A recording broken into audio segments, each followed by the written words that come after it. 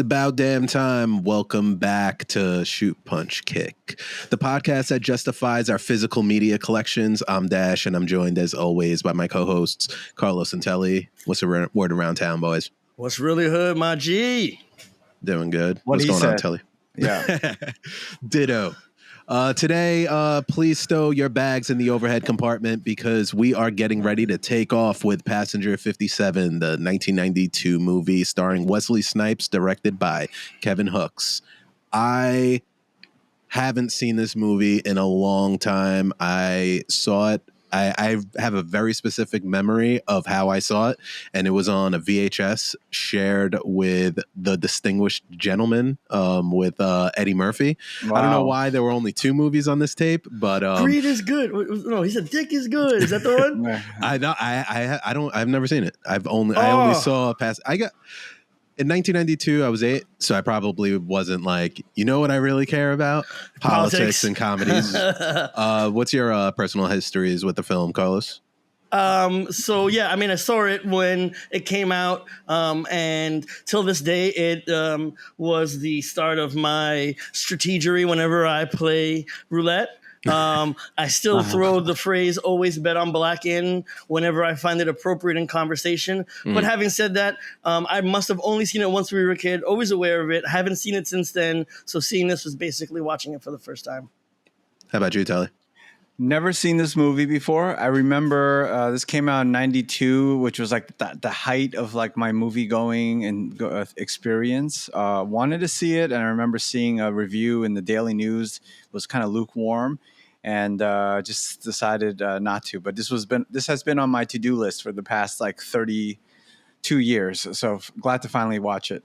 Look at Shoot, Punch, Kick and making dreams reality. Exactly. Everybody. So right now, for those who haven't seen it, hopefully you've seen it. So that way you can play along with all of our hot takes and some lukewarm takes. But we're going to look at ChatGPT to give us a plot synopsis and catch everybody up to speed. So Passenger 57 is a 1992 action thriller starring Wesley Snipes as John Cutter, a former cop and security expert. While traveling to Los Angeles, Cutter finds himself on the same flight as notorious terrorist Charles Rain, who is being transported by the FBI. Rain's accomplices hijack the plane mid-flight, taking control and demanding Rain's release. Cutter, using his skills and training, begins a one-man assault against the terrorists. Eliminating them one by one, he teams up with flight attendant Marty Slayton to secure the plane and protect the passengers. In a tense final showdown, Cutter confronts and overpowers Rain, saving everyone on board and successfully landing the plane. Cutter emerges as a hero, finding closure for his past and a renewed sense of purpose. All right, not bad. Our cybernetic overlords did all right. The one little thing that I noticed is I think he was a Secret Service agent. I don't think he was a cop, or at least they referenced Secret Service a few times. Mm-hmm. But I guess you can call Secret Service agents cops, so pretty good. But I want to give a quick shout out to you, Dash. I believe that your delivery was flawless. I really liked you, and if I ever have something that needs some voiceover work, I know who to call. Awesome. I'm not SAG, so we'll keep the budget down. Oh, that's perfect. So I think maybe Sam Altman was sleeping on this one because I see some inaccuracies, right? Cutter doesn't find himself on the same flight, right? He's assigned to that flight, number one, ChatGPT. And number two, they completely ignore the whole middle section because the whole movie doesn't take place on the plane. Mm-hmm. And I don't think... he doesn't have anything to do with successfully landing the plane either. So, and also everyone and rescues everyone on board except for a couple of people. Yeah, exactly. He rescued everyone who managed to still be alive by the end of the movie. Yeah, pretty much. So, overall, what were your initial thoughts watching the movie? Pretty much, I think we're all kind of going in with a somewhat like first time-ish watch. So, Telly, what'd you think of this overall, or at first? Well, it took me 32 years to finally see this. So that's 3 decades of anticipation. So I'll say I was pretty underwhelmed by the film overall, just as an action movie. The way it's directed, the performances I thought were just rough across the board. How about you, Carlos? I think that actually one of the worst things that could have happened for this viewing of this film was when you announced that this is what we'd be watching for this podcast. You described it as Die Hard on a plane.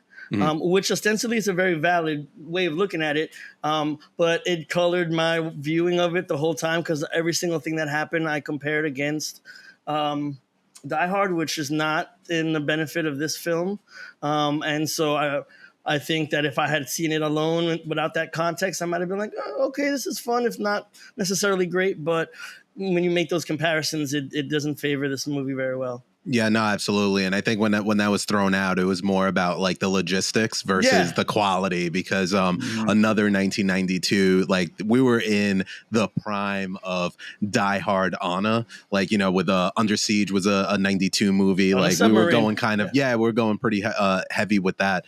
But watching it, I remember that not all of it took place, and this is to Telly's point earlier, on the plane. And I remembered the set pieces when you saw the trailer. I remembered the carnival and stuff like that. But first off, did not remember the movie's what is it, like 84 minutes? Like it's pretty short. Yeah. And when I watched it, they were off the plane so fast that I was like, what do we do now? Yeah, exactly. I mean, like, you know, you have your speeds and like, you know, you get to the point you got to get off the bus. And then there's that, usually it's like the third act. And I just remembered it was like, oh, they get off the plane and get off. But, you know, have that like that other set piece at the end of it. But the like making it go back on. And I kind of forgot how many different just like tones the movie had, but there was definitely a lot going on with this one. Passenger 57, like said before, is starring Wesley Snipes. He was 30 years old when this came out, which is kind of nuts given the previous films that he was working on. You know, he was in Michael Jackson's Bad video as I don't think he was a cameo, but just like as a casted actor, but had a comedy role in Major League, big drama movies. And the 2 years leading up, he was in King of New York, New Jack City, Jungle Fever, White Men Can't Jump. And then here comes how I would recognize Wesley Snipes for, you know, the rest of his career, which is, you know, an action star. What do you guys think of Wesley Snipes as an action star? Well, Wesley Snipes, I've always thought of him as being 35 for like 20 years because like the dude didn't age, right? And when I realized he was only 30 in this movie, he's a spring chicken, I guess, especially compared to us.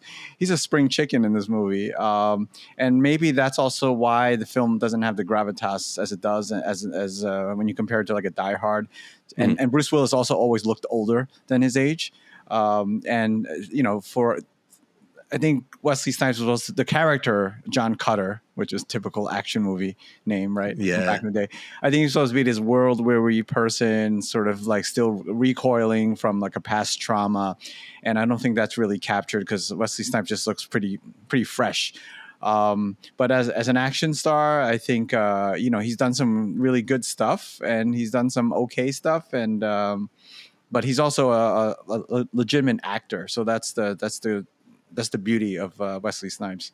Mm-hmm. So for me, I've always loved Wesley Snipes as an action star, you know, whether it's Demolition Man, whether it's Blade, right? And so I've always seen him actually more as action star first, actor second, but, you know, maybe not quite the action heights of a Schwarzenegger, but definitely more acting chops, to the extent that apparently he's a method actor and he's very difficult to work with. So, I mean, I've always really been a huge fan of Wesley Snipes in the capacity as an action star. I still am. And I blame any deficiencies in this character just kind of in the writing. Because I think he's just doing his regular Wesley Snipes shtick in this. And he's doing it well. I just think the way they kind of build him up, you know, I mean, we can get into the character a little bit later, but there's some ridiculous choices made. And so I don't put the blame on Snipes, at least not in this film. No, definitely. For me, I think that he's been pretty much a major action star, and especially like one of the leading black action stars from when I was a kid, because I was trying to think like who would have been that And for the dark-skinned. 80s. But well, like, you know, the passing of the torch, because if he was 30 for before that, and the closest I could kind of think was like a Carl Weathers type of just in like some of the movies that but he wasn't like, aside I guess from like Action Jackson. Like when you look at the franchises that Wesley Snipes, one of my earlier movies that I saw, he's going, you know, holding the movie down with Sylvester Stallone, who's, you know, one of the top action stars of all Demolition time, Man is great. and really playing off of him at what I thought, He's you know, got what I think comedic is a timing great. in that too.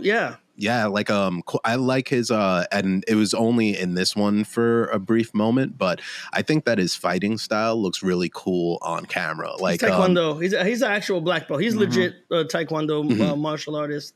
And it's, you could tell. I mean, his form's always really been solid, and I think he sells hits really well. But this is why I'm just a fan of him as an action star. Yeah, same. So with this movie, I think like right out of the gate, this shit was screaming early 90s. And I think a big part of that, and we'll talk about it later, is the music right out the gate. You're jumping in with a cheesy soundtrack. I like the X-ray title cards. Like I thought that it kind of gets you into it.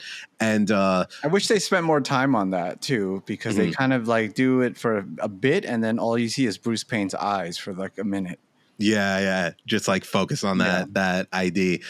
Speaking of, the movie starts with Bruce Payne, and they go right into, I think, one of the most ridiculous intros of like just so convoluted and doesn't make any sense. No. It doesn't. He knows it's a trap before he gets there, so he goes to the right anyway to then trick them with like a timed. Like, just don't go. Yeah, and then he was defeated by water. That was the most anticlimactic part of that whole opening scene. Where this is where like the movie just felt like a TV show, because the big chase, and it culminates with just bottles of water like crashing onto the street, and just like, what the hell? And but just the whole thing. I mean, Bruce Payne, we could talk about more of him later, but his performance I thought was just typical British baddie. Come on, he was doing his best impression. He was doing. I'm sorry, it escapes me now. What Die Hard villain? Oh, Alan Rickman. He's doing his like the monotone, like British. Like you could tell the intent there, and it was. And it wasn't even a good impression, but it was clearly an impression. And even if you look at the diehards, like between him and Jeremy Irons, you're like sandwiched in between these like straight up thespians, delivering that. And just like his characterization, aside from what he was doing, gets more and more ridiculous as they just like kind of subtly drop things. They're like, he's the Reign of Terror. And it's like his name, like, how that writing process took off of like, how do we get this guy as the Reign of Terror? And just make his last name Rain. Yeah, the punny last name was corny, but also the characterization was just like all over the place. They don't tell you. Is he crazy? Is he like an evil genius? He's a terrorist. He's a martial arts master at the end. You don't expect that. Like what's his cause? You don't know why it is that he's so touchy about his parentage. He's just beating up lawyers in jail.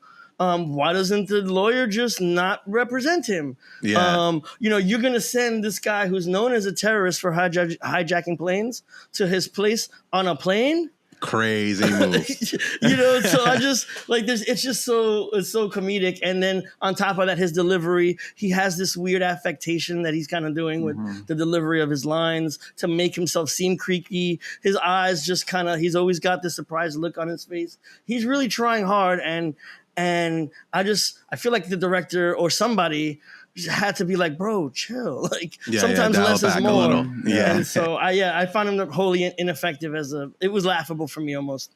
But I don't think anything in this movie suggests the philosophy less is more, because right out of the gate, we have like a misdirect with Wesley Snipes in his introduction, where they try to like fake us out that he's the terrorist. But it turns out that it's an acted scenario where we meet the co-star of the movie, who Alex Thatcher played Marty Slayton, who's going to be his basically his partner for the rest of the movie, and they have like a relationship against each other. And where I saw that, I'm like, okay, that's a thing. But then they hit you with this montage flashback. Why? Where so it's black and white because how else would you know it's the past? Uh-huh. And this is where Wesley Snipes' wife is killed in a robbery, which is where she was doing the exact same thing that Marty was doing. Yeah. But why? What? How did that? Us getting that clearly, it's a way for us to get some background on who the character is, right? It's a way to get some exposition. And how do they do it? It is you see that he lives in a loft. He's doing a Buddhist giant loft, a giant loft, and he's got the Africa bed sheets. Yeah. All he's got in this place is Africa bed sheets and a gym, like a martial arts training studio. And he's a Buddhist. And you see this flashback. So already that's a whole lot of information to process in a very sloppy way. But then you would get this flashback about his ex-wife, and you'd think that somehow would infect some motivation later on in the movie. There would be some kind of, it affects the decision making. It would be something for him, his character to get over. But they just threw that in there, and it had absolutely nothing to do with Well, they shoot their load with the training scene because they could have used that to have that as part of the ending, right? And mirror sort of whatever happened to Wesley Snipes' wife. But yeah, I think the problem is that I think they needed some kind of backstory or some kind of something because John Cutter is not a character. There's nothing about him. I mean, like except in some isolated scenes where certain things come out, but they also just feel out of character because he was doing like Beverly Hills Cop, like Eddie Murphy in a couple of scenes, and other scenes I don't know. It was just kind of like I don't know who this person is, and it just wasn't. He didn't establish. It wasn't Blade. Yeah, he was really inconsistent between like brooding, being like a hard ass, being someone who's like a wise ass. Yeah. Also, apparently, like pretty ambitious because I wasn't fully sure what his kind of like what Carlos what his job was because he was like trainer, former Secret Service, like now getting into like consulting. So, yeah, exactly. Yeah. Like air marshal. And then I guess after all of that, they're like, wrong place at the wrong time. He just so happens to be on the wrong flight with this stuff. And this is where we meet his friend, Sly Del Vecchio, who's I guess supposed to be the comic relief played by Tom Sizemore. The Italianist of Italian names. Yeah. Hell yeah. And I was surprised looking at his IMDb. He hadn't done much at this point. Like looking at everybody's there weren't too many known people, and I was surprised that Wesley Snipes really had the billing heavy lifting to do because there were no other stars, and like there are people now like Elizabeth Hurley, you have your Tom Sizemores, not that they're gonna like really get asses in the seats like that, but seeing this, most people wouldn't know any of the people, but Tom Sizemore plays a character named Sly, which I guess is an homage or a nod to the fact that Sylvester Stallone was supposed to be cast in this role of John Cutter along with some other people. But Bruce Greenwood too, also by the way. Yes. Yeah. What did you guys think of a very young looking Bruce Greenwood? I've never seen him look so young before. Yeah. What did you guys think of Tom Sizemore as the comedic relief? Tom Sizemore was doing his Tom Sizemore thing, which is, gregarious, fun, kind of relatable guy. I've always been a fan of his. I was completely expecting him to do a turn. Yeah. I was kind of disappointed because when he throws Bruce Payne out the plane, I'm like, is this it? There's like, I thought Elizabeth Hurley was gonna like suddenly bust out of a door and do something, but yeah, that's it. I can see you later. Yeah. This is also the movie I feel like where the henchmen were the most blatantly obvious in any other, like every single, because they had that setup where you see them all kind of getting on the plane. But like each individual, and one of them I think was standing directly behind Snipes as he's getting his boarding pass or whatever it is. And the whole time I'm not looking at Snipes talking to Sizemore. Yeah. I'm looking at the dude like two people behind him, earring, just clearly a villain, like clearly a henchman. And even the way Elizabeth Hurley kind of presented herself. it was like pretty clear, like, oh, I'm the new stewardess with the British accent on the American, flight. Yeah. So I found that the kind of funny. henchman in this movie, I was saying, is like the most harmless looking henchman I've ever seen in an action movie. And as I was watching this movie, I couldn't help but think of Die Hard with a Vengeance, and just how those henchmen were set up, and just how the setup was set up. And there's immediacy to it. There's a rhythm to it, where this is just like stuff just kind of happens, and suddenly we're on a plane, and there's henchmen here, but they're not even, none of them have any sort of defining characteristics. This is where you needed like an hour out. Albert like Leon, someone with a face, right? But none of these people were memorable. One guy we were joking around looks like Phil Collins, but there's no like big tough like baddie, right, that they're up against at all. Yeah, and I thought that was one of the crazy parts, that now in hindsight, you think like, oh, you have Wesley Snipes. He's at least, you're going to have one guy who can throw down at least, right? And nope. Not so much as a green belt, get like anything below black belt. People would just kind of just getting beat up by it. Yeah, they had nothing going on. One thing about this movie was it really made me nostalgic. First off, for just how airports were in general. This is aside from the very blatant sexual harassment by the TSA agent towards Wesley Snipes, but you could just straight up walk people to the gate. Like, you didn't need a ticket. You can be like right next to the plane. Well, that's a movie thing though, right? No, that's like, how it used to be. You were able to walk people to the gate? I always thought that was just a movie thing. Okay. No, you could walk out. On the plane, didn't care to walk you to the gate. Yeah. Yeah, like wherever you would scan your ticket. That's because they didn't love you, Tully. Okay, yeah, that's part of it. No, we can't get in the building. No, you're good. You'll be fine. Like, You'll be good. Yeah. All right, man. Just let us know when you, don't even call me to let me know you landed. If anything happens to the plane, I'll find out. Yeah. And I thought that was weird because even though that is how it went, they try to sell the idea that there's so many. They said the only airline that wasn't impacted or didn't have terrorists attack it was Israel, an Israeli airline.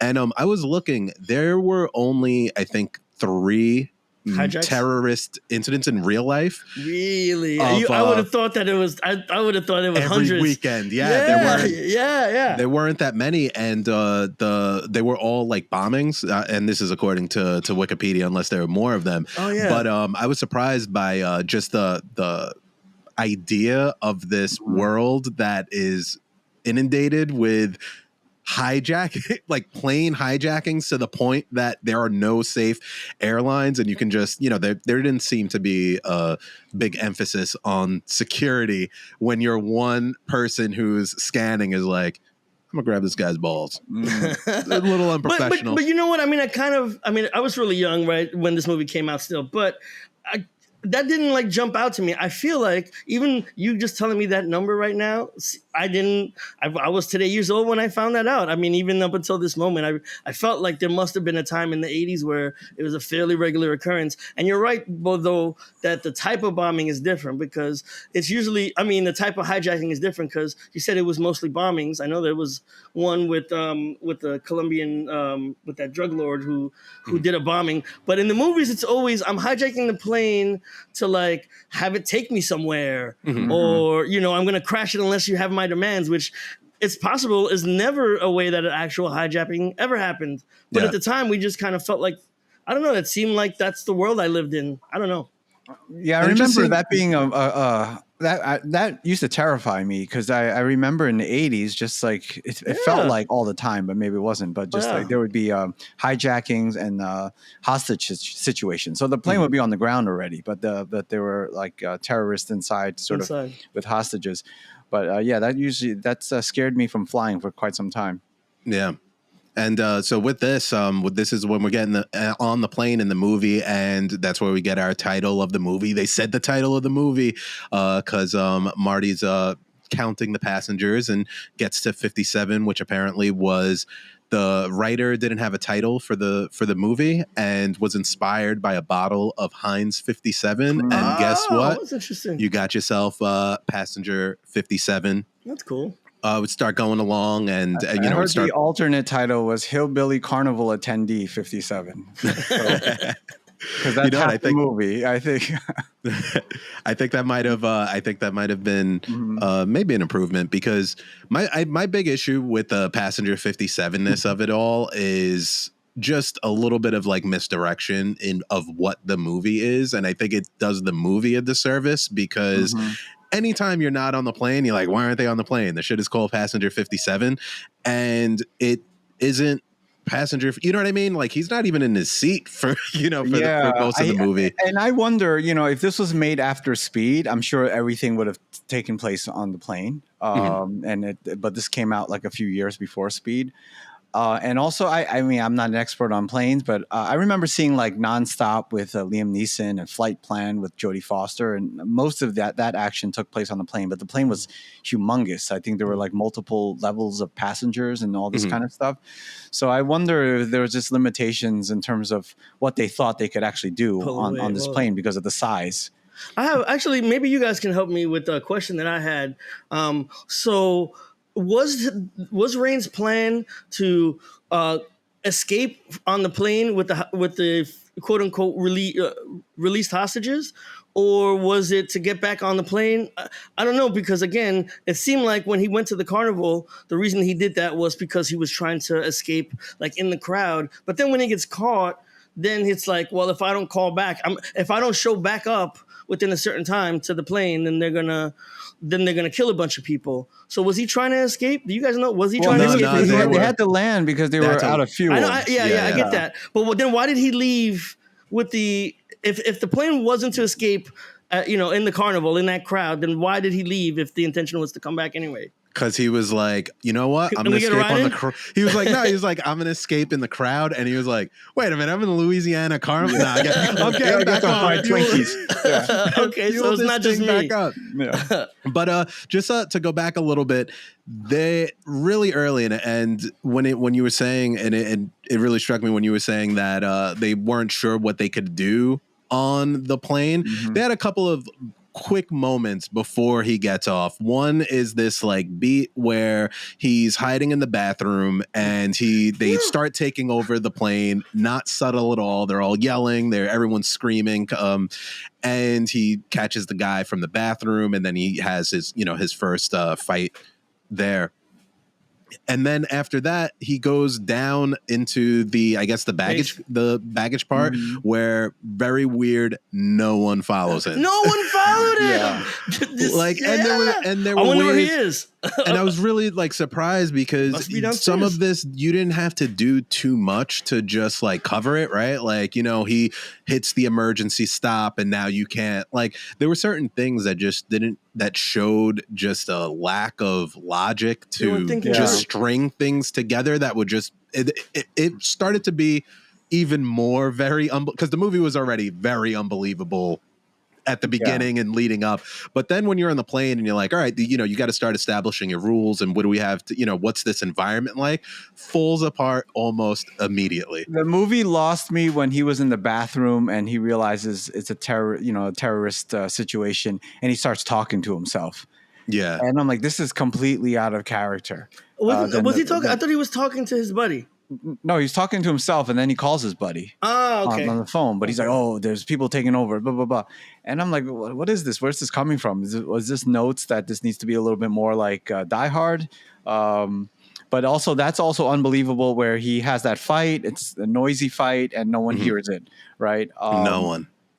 And also, isn't it dangerous to be shooting off bullets on a plane? I feel like. I don't think they do that at that point. So they do have the, that moment where they, blow out the windows. But at the beginning, he's not stealth, but he's, he is at least hand to hand ish. But then, he goes downstairs, and this is where I feel like that's where you get into that real like 1-to-1 Die Hard, where he has the phone, he delivers the fucking awesome line of the camera pushes in and flies in. What did you guys think of just the action, at least? Because he takes down 2 people, and this is what I assumed the movie was going to be for the whole time of he's going up, going based down. On the trailer. Yeah. What did you think of these like mini action moments? I was just surprised that the director just didn't quite understand the Die Hard template, right? And the beauty of it, where it's a one guy, he's slowly taking one person out at one at a time till he gets to the big bad guy. So yeah, things just kind of happen like in flashes, and then half the people are already dead. But the action, I thought it was a little stiff, and I don't know if it was because of the direction or because like the stunt people fighting Wesley Snipes, it just or the way it was shot, or maybe a combination of all of that. It just didn't feel very exciting. Again, it just felt like TV, kind of like people pushing each other around, Wesley Snipes doing a couple of moves, and then it was over. And what I kept thinking about throughout the whole time was like, if Jackie Chan was in this movie, and this could have been a Jackie Chan movie, it would have played with the environment, and it would have been like this guy in over his head. It would have just improved the film. But I thought just in terms of, I thought Kevin Hooks probably just didn't know what he was doing, to be honest with you, with this film. Yeah, I think that there didn't seem to be a lot of interesting things that could only happen on a plane. So, for example, like if that was Jackie Chan, he'd be taking out the cart where like the trays. There would have been a whole sequence with just that. The masks from overhead compartment choking people with it. Yeah, and the things that they start to like mess with are very interesting. So like he'll do, like, first off, he takes that ridiculous leather jacket from the baggage claim, and that becomes his look for the movie. Real wild moment. But even then, it's like there has to be something more on the plane than like, ooh, golf clubs. And now I'm going to beat this guy up with golf clubs. Like, you could have done that anywhere, and it seemed like such a missed opportunity to do literally anything with the premise of the movie. But definitely agree with Telly on the directing, because even the stuff that's kind of in there is filmed in like, I don't even want to say interesting, but some of it feels TV. Some of it feels a little amateurish, of like the point of view fight where they go for, and Wesley Snipes kicking the cat towards the camera, and if you use that sparingly, but it just started drawing a lot of attention to the things that weren't working already. A real sad commentary on the action in this film, especially like the hand-to-hand and like some of the fighting stuff, is that the best action sequence in the entire movie is the training sequence in the very beginning, where he's having a flashback and he's just kind of hitting that bouncy ball thing that boxers hit with. He was looking good hitting the bag. And then you don't see any kind of evidence of that later on in the film. But like legit, that was the best, most impressive thing that I saw him kind of do in the film. But again, I don't know that. I feel like I never really saw this as a vehicle to see what Wesley Snipes martial arts action. I feel like this was always intended to be a shooty, and it's Wesley Snipes, so if we want to throw a kick in there, we can. And actually, I found it serviceable. Some of the shootout sequences, especially the ones in the carnival where they're looking for the sniper. It's kind of funny. Everyone's taking a million shots at this sniper, but it takes Wesley Snipes to be the one to like shoot. He's that good to get him down. And actually, that final sequence too, that eventually somehow wound into becoming a martial arts kind of extravaganza at the end. It was serviceable. I don't know. I'm not gonna ding it as much for that as you guys seem to be. There's that whole, you're unarmed, you don't have your gun, like, so at least at that moment you would want to be a little bit more like with the hands, right? Because that goes to show how he can rise above nice that. With the hands. But you have people who have the weapons, they're like, I'm not going to use them, rightfully so, because they're on a plane. But it just became, he didn't have anyone to like bounce him, to play off of, and then there weren't enough people for him to like really, because you kind of really didn't get his like, oh shit, he can kind of really throw down, until he's just beating up the cops like way later, but he's already taken out two of the terrorists on the plane, and they've already landed in this carnival, which the movie takes such a huge shift of what's going on, because when he starts leaking the fuel from the plane, Rain has to land, which winds up landing right near a carnival. There's a whole beat about this small, I guess, airport who is really ill-equipped to handle this plane. And we start meeting all of these Louisiana local people, and which are basically racist cops, and the movie turns into now Wesley Snipes being detained. He can't stop the terrorists. What did you? Can I just that you mentioned that also something that stuck out to me? You're right. So there's a point at which the racist cop, the sheriff or whatever it is, has Wesley Snipes, right? And he's on, and all of a sudden the bad guy Rain calls him, right? And just to show how racist this cop is, he's willing to believe the known terrorist with the British accent when he says, "Hey, that guy used to be on my squad," than the black dude with an American accent saying that he was a good guy. Yeah. Well, in fairness, anything said with a British accent sounds like official. Believable. So. That's fair. He gets a level of plausibility. I don't know why, but I don't know why, but I do. So no, when the movie gets to the carnival, that it hits the brakes. And all momentum just dies. Why did you go on a Ferris wheel? It's not an interesting. It's not an interesting setting. The characters you meet are not interesting. The acting is not good. And then stupid things are done. Like why would you chase someone up a Ferris wheel? Like why would you run up the Ferris wheel? Exactly. That's not a good place to hide. Yeah. So and nothing memorable happens in that whole sequence, and that is like a big chunk of the movie until they get back on the plane. Yeah. And some of it just seemed like we have to throw this in there. I think like just where I was throwing the hands up was the merry-go-round shootout, which was just like, the camera's spinning around and stuff, but it was just not good. It wasn't good. And also, shout out to Face Off, which had the way better merry-go-round moment. Hell yeah. And we'll talk about the director who really comes from a TV background. This movie just overall feels it. It feels small. Sure.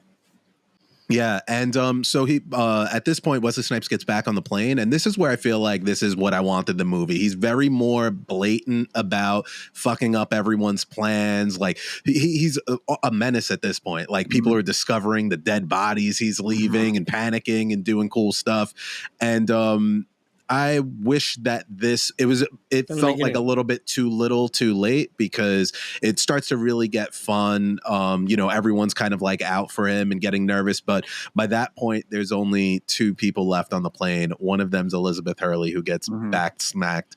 And then it's just a one-on-one fight in the aisles of the plane. What do you think of the third act of this? No, it was great when he was trying to get back on the plane. I mean, that was the kind of stuff that I was hoping to see more of. But then he gets back on the plane, easily dispatches everyone. Bruce Payne suddenly gets horny out of nowhere, because you think he's this kind of asexual British villain guy, but now he's like turning it. He's trying to get it on with the stewardess character, who is also plays a important role, but is completely unnecessary. Yeah. Like in terms of screen time, that's what I meant. And then the movie just ends, and it seems to be no challenge whatsoever, because Bruce Payne isn't imposing. They never established that he's like this martial arts master, but somehow he can do it. And as I was watching the movie, and like the first 2 minutes of Bruce Payne, I'm like, oh man, I wish this was Julian Sands. Yeah, I could see that. I like that. Yeah, I like that too. For me, the third act, again, I sentiments agreed 100%. I'll just keep it sweet and short. Everything you guys said, I agree with 100%. And the martial arts, what I will say differently is that we were told that Rain was a martial arts badass. You saw him fuck up the lawyer in jail with one hand from behind while he wasn't paying attention. But yeah, that was the most fun I had with the movie, really, was that last sequence. And at that point, I think part of why I enjoyed it so much was because I had given up on this being like a really great action film, like with, kind of merits above and beyond just being par for the course. And once I just gave up on that and was like down to enjoy the ride and not afraid to kind of laugh at its silliness, I really enjoyed it. And I think to that, there were definitely a lot of silly moments.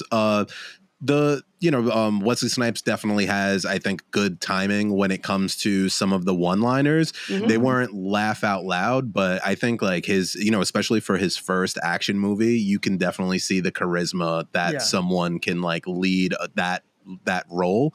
But you have Tom Sizemore coming out of there. He's like the straight man and giving the audience perspective a little bit. You have kind of somewhat, I guess now in 2024 it would be viewed more as like a racist moment of like you confusing two black people together, but you have the old lady doing the Arsenio woo woo. And she didn't even do it right too.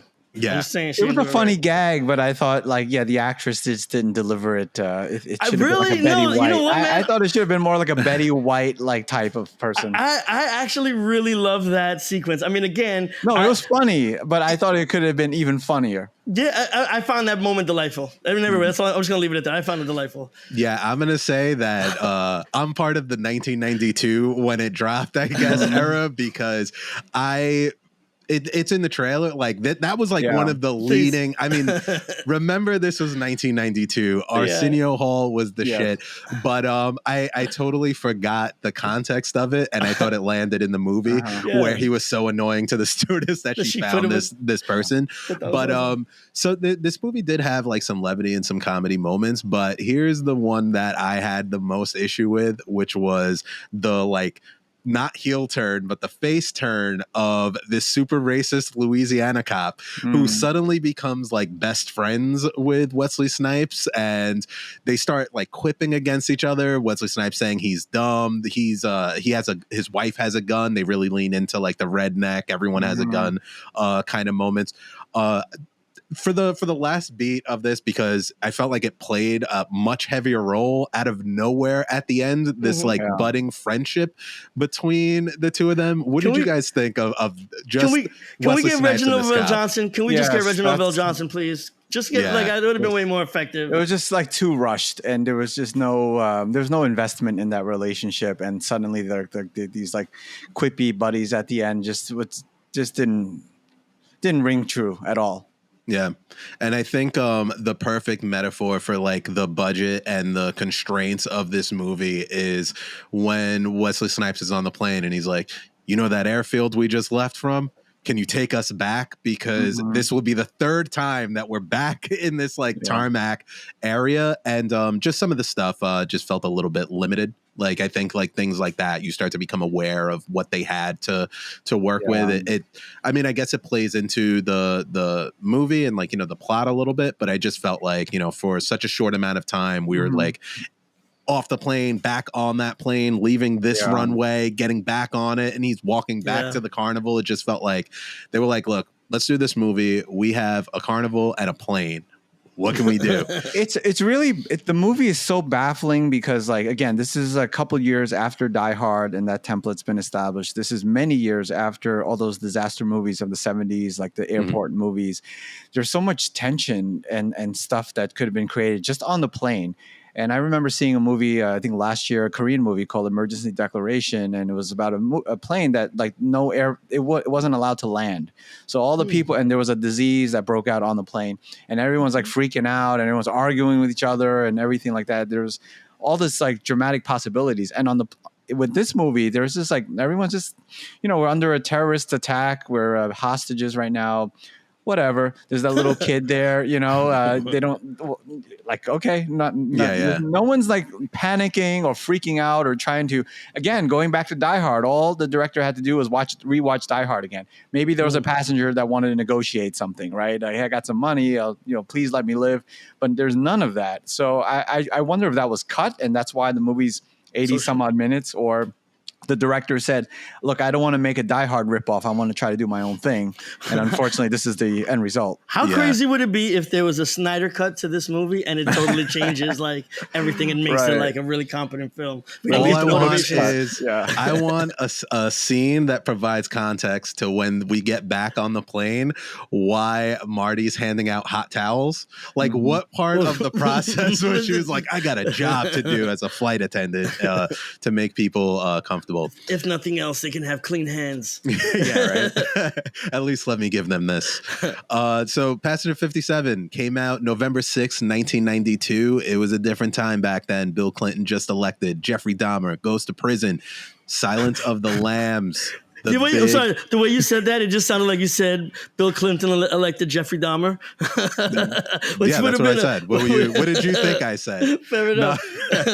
No, two separate thoughts. But the big movie winner, and I was surprised to see how close that Silence of the Lambs was, because watching this, I was like, oh, they're trying to do a little bit, because he had a little bit of like that, trying to have that Anthony Hopkins presence. Mm-hmm. But I think the movie came out too close. Came out too close that I can't say that it was borrowed from it. But 1992 also a big year for Black cinema, and also just Black news in general, especially with I wonder how some of this was playing with in 1992. That was when you had the Rodney King cops. They were indicted, and you have some of these moments. I mean, Passenger 57 has I'm not going to say a lot of commentary, but they do lean into the fact that they have a Black protagonist, and the police, the corrupt police and the racist police, and moments like that. But that same year, even while this was out, you had Candyman, which was out, huge movie. And then also in terms of, getting to a more realistic point of view, Boys in the Hood came out, which was a massive hit, and just a little bit more of a focus point on, Black cinema, I guess, and just crossing over out of exploitation, sidekicks, and just into a little bit more of a major role of mainstream success. I mean, when you take something like Boys in the Hood and a movie like Handyman. Yeah, I wish there was a little bit more that they were more intentional with that subtext, because it's just kind of sprinkled in. But there's like, it would have made sense if there was some kind of racial sort of tension between the villain and Wesley Snipes, and then that would have made his line, the always bet on Black, a little bit more, kind of resonate a little bit more. But I'm just going to throw in these random lines, because obviously it sounded like the movie wasn't written with a Black lead or Black character in mind, because it was offered to like Seagal and Stallone and everything. So these are kind of elements that were shoehorned in, and I guess the writer just didn't want to kind of overhaul the script and just changed a couple of scenes. It would have been good, because I don't think Rain has seen him, so he'd have been like, "What do you mean by that?" I'm Black. You forgot about Black. Wesley Snipes' Black voice. Yeah. It's like, I knew as soon as you picked up the phone, buddy. This movie came out was number one with 10 million. The domestic gross 44 million, and worldwide 66 million on a $15 million budget. That's which is surprisingly the same as First Blood. I think, like, as we're doing these, it's really interesting to see what people can do with that same amount of money. With that same amount of money. This movie did not feel anywhere near as big as First Blood. So really, I would say the opposite, just because like you have airports and airplanes and carnivals, whereas like I felt like First Blood might have felt even a little bit smaller, because it's just like a small town in the woods. But it's interesting. Yeah, I think once you had that helicopter shot, for me, I'm like, that's 50 million right there. That just made it feel in the canyon, yeah, for sure. Really premium. And the movie was directed by Kevin Hooks, who is like a straight up TV director. He hasn't done a lot of feature films in theaters, but when you look at his resume, it's like everything: Saint Elsewhere, V, 21 Jump Street, Alien Nation, Doogie Howser, ER, Alias, 24. Even now he's doing hit shows like This Is Us.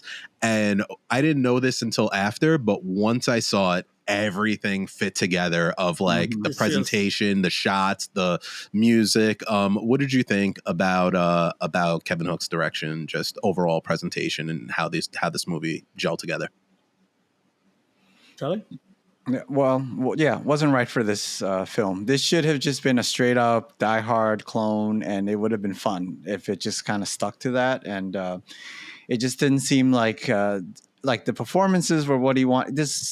You could tell he wasn't an action director when he made this movie. I know he went on to direct a couple of other action movies after this movie, but up to the point, I just wish they had more of a filmmaker that was more well versed in sort of the action genre when they shot this. I can't believe I'm actually going into this podcast, I didn't expect that I was going to be the apologist for this movie, but I want to say yes. Everything you said makes sense. It does kind of feel like it's coming from a director with television sensibilities. However, I also feel like part of our reaction to this is comparing it against some of the greats of this genre and this time period, which is not necessarily a fair comparison because I feel like this is pretty par for the course for these like run-of-the-mill action movies that weren't the cream of the crop from this era. And again, once I got away from comparing this to Die Hard and just accepted it for, what it was, just popcorn action, mid-tier action flick from that era. Really enjoyed it. I found it serviceable. Clearly I don't think it was great. I'm not saying that, but, I almost feel like you guys are putting, too high of expectation for what this was. I enjoyed it. I don't know. So I want one thing that I want to preface, and this will definitely be in like my score. This movie has a ton of flaws, but I did have a lot of fun with it because of those flaws. So I feel like right now I'm really digging into like the kayfabe of it all of like, why would you do this? Why would you do that? Mm-hmm. But some of that really was fun for me watching of just like, laugh at it. Why do you send this guy on a plane? Like all of those things that I have issues with is the same stuff that I really liked about like an Avenging Force or some of the movies that we have watched.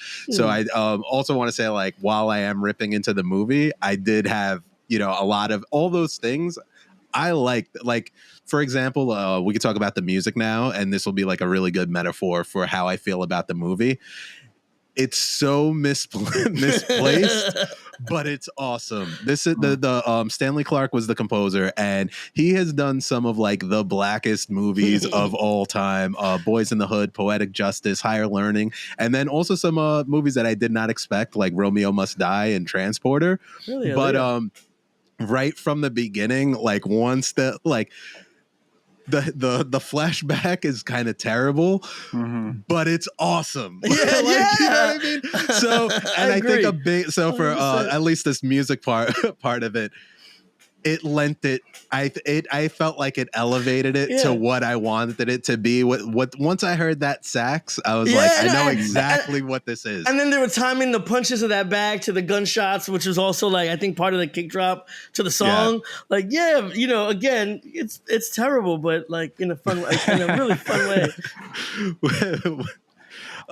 And then, this movie had a little bit of like an interesting past. Warner Brothers had this movie and another movie for Steven Seagal, and the other movie was Under Siege, which came out the same year too, right? Same year, yeah, earlier, and with same concept, kind of, right? It's just in a different vehicle. Another Die Hard, situation. Yeah, pretty much.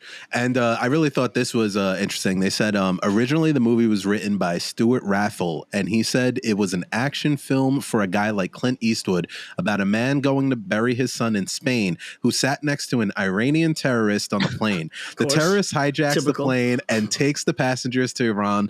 Then the Clint Eastwood type character escapes, captures the mullahs, which I guess is their terrorist group, and holds them as prisoners in exchange for American prisoners. That's a totally different movie, but I'd watch that movie. Well, listen to this. The head of the studio said to me, if I make that movie, they'll blow up the theaters. So I did a couple of rewrites for them, for Warner Brothers, who owned it. Then I got another picture and came back, and then it became a black movie. So was it a black movie? It wasn't a black movie. I mean, I guess once you throw in those. Funny how he uses that term. Thought that was a hot quote. I mean, to be fair, it did have those 3 lines about being black. So this is up there with like Menace to Society, I guess.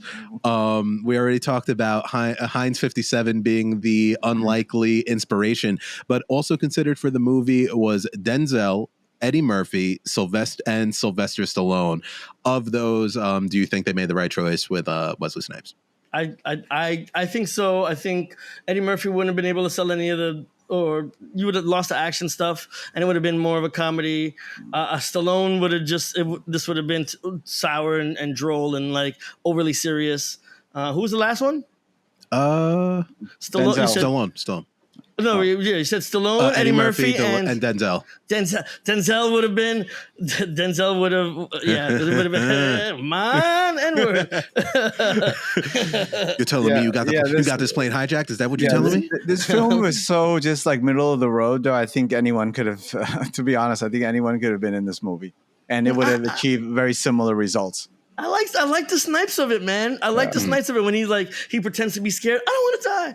I don't want to die. Right? Like the way also too, when they delivered that never always bet on black line, like they were really trying hard, because if you consider that shot, they go from a wide shot to a super, super fast zoom into a close up to have him drop the line. And like, I don't know, I can't picture Eddie Murphy delivering that, or definitely not Stallone. It would have been great though if Stallone delivered that. Out of context, yeah.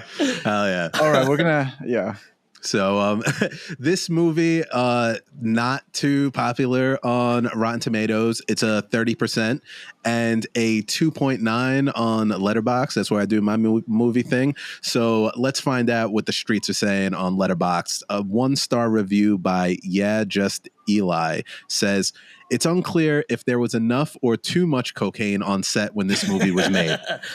Aside from Wesley Snipes getting to talk insane amounts of shit and beat on racist Louisiana cops, pardon my redundancy, the dawn of Elizabeth Hurleying, and some good old-fashioned Tom Sizemore, the movie is only redeemed by 80 sacks and some good one-liners up to and including, paraphrasing here, why would they put an airline hijacker on an airplane? 1 star." And we're going to go on the opposite side of the spectrum, and we're going to explore this 5-star review by Breddy, who says, "Wesley Snipes is a star. Every villain is excellent. The action is great. The third act, local Louisiana yokels, feels honest and turns sweet. The gag of the old white lady confusing him for Arsenio still endearing despite not aging so well. The soundtrack absolutely slays. Grew up watching it on Laserdisc. Finally saw it in theaters when BAM screened it as a part of their Wesley Snipes retrospective." That's awesome. First off, shout out to who's clearly a New Yorker, seeing it at BAM. The Wesley Snipes retrospective. How did I not know about this? And how can I get my hands on? I know. Are you doing another one? Sign me up. They said this was a joyful experience. This last sentence was why I had to include it. My favorite action movie of all time. Wow. This guy's trolling. Huge. Wow. Huge. So we had a lot to say about this movie, and now I kind of do feel a little bit bad because I do feel like I've railed on it a little bit. But we're gonna find out what we thought about it overall, and I feel like the way Passenger 57 misled that this was going to be, entirely on an airplane. I feel like I'm misleading our listeners into the idea that I didn't like this movie. I have to give this movie 3 woos out of 5 because there is a ton wrong with this movie, but I did have a lot of fun watching it. I laughed probably when they wanted me to laugh, and I laughed a lot outside of those moments. And 84-minute runtime, didn't overstay its welcome, tried to do a little bit, landed on some stuff, didn't on some others, but really had a good time watching the movie. So I'm going to give it 3 out of 5. Carlos, what do you got? I'm pretty much the same. I think that for me, this is just average run of the mill. So it probably deserves 2.5, but I had fun with it. So I'm going to give it an extra 0.5 to wind up at 3 African color bed sheets out of 5. Sally, what do you got? Yeah, so movies like this always frustrate me because it's so, again, milk toast, and this is why I like B movies, because like if you're gonna be cheesy, just go full cheesy, like an Avenging Force. So I'll have to, but that said, this is a very watchable movie, but also an extremely forgettable one. So I'm gonna give this 2 stolen boxes of popcorn out of 5. So there you have it. Passenger 57. I think that's going to be for this film. I thought I was going to have something clever to say, but That sounds like a movie. Yeah. It just I ends. let myself down. Yes. So this was my pick, and I'm gonna kick it over to Carlos, who's gonna pick the next week's episode movie on Shoot Punch Kick. Carlos, what are we watching? So I actually just changed my opinion on what we were going to pick just this morning, based on your comparison of this kind of being Die Hard on an airplane. I wanted to try another movie that I haven't seen in a long time, but if I recall correctly, I thought was a more effective Die Hard on an airplane. So I'm going to go with the 1996 film starring Kurt Russell and Steven Seagal, Executive Decision. I want to throw that in there because also we had a discussion last week about who's the actor that has been represented most on our podcast. And I think it was a tie for Kurt Russell. And when I looked back, I was the one who recommended all of the Kurt Russell movies. Okay. So he's my guy right now, and I wanted to throw him over the top. So that's the pick, and I look forward to watching. I haven't seen it in a long time. I look forward to watching it with you guys. I've never seen it, so I've never seen it either. So this is Okay. gonna be Really? the first spot. So you said this is like a favorite of yours? Like how No, familiar? I don't think not that, but Just in terms of like how familiar with, like you've seen, I've seen this movie. Yeah, I haven't maybe seen it in 15 years, but my recollection of it was that it was an effective attempt at a Die Hard on a plane movie. So I can't, I don't think it's praises. I don't know every line, but my recollection of it was that I enjoyed it the last time I saw it, which is probably 15 years ago or something like that. So. For sure. Well, thanks everybody for watching the Kurt Russell retrospective. Thanks for watching Shoot Punch Kick. Please do all the same stuff that we expect you to do. Do the likes, do the comments, do the subscribing, Set send alerts. it to your friends, send it to your parents, send it to Kurt Russell. Tell him we're fans. We're big fans. We want to get him on the show. Us.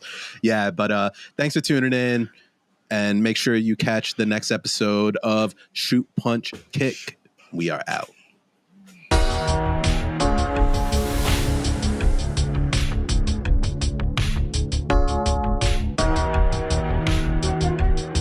It's about goddamn